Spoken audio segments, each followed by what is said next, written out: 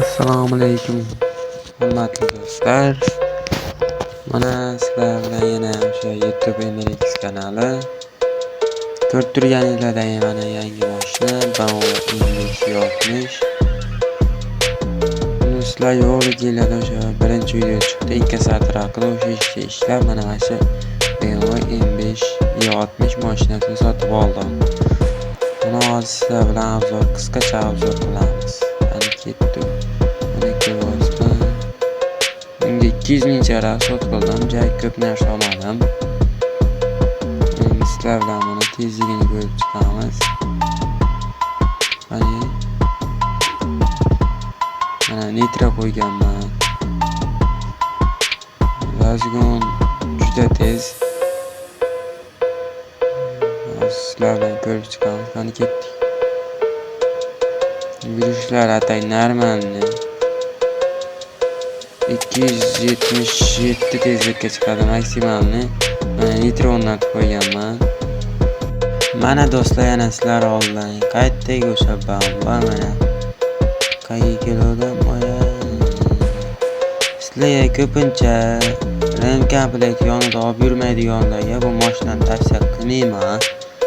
Chunki bu juda tez buzilar ekan, o'zim ham mana sota olmayman. Lekin nomeri zo'rin tushirganman, ko'rasizlar. 292 70 mana. Buni endi sizlar bilan eng qiziq joyi go'snani o'tesini ko'ramiz. Mana nitro qo'yganman, birinchi o'rin. Joy kuchaytirmaganman. 40 km yuribman. 800 ming ekan BMW M560. Buni hozir sizlar bilan maksimal tezlikni ko'ramiz. Ketdi.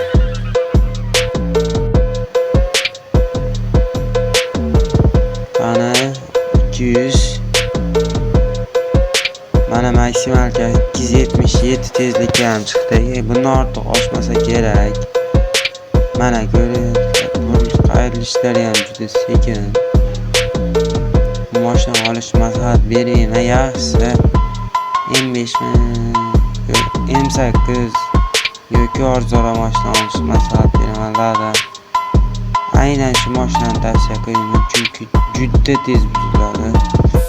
Nomiga urilib qo'ysanglar ham mashina ketdi o'sha. 277 dan oshmayapti, mana ko'ryapsizlar. Tuzatamiz, yana qaytib qoldi. Eng qiziq joyda hozir parkovkaga boramiz. Go'stka sotmoqchi bo'lsanglar, qanchaga sotishlarini ko'rib chiqamiz sizlar bilan.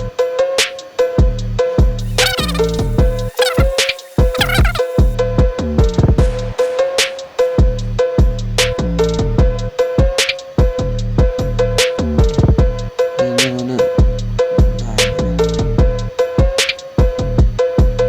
800 mingga olindi. Endi buni narxini do'stlarni ko'ramiz.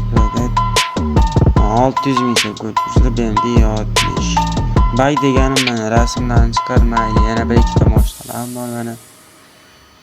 Zayrishdan kelyapti. Sotuvga qo'yib qo'yganman. Olmoqchi bo'lsanglar dromga kirib shundan olaverasizlar.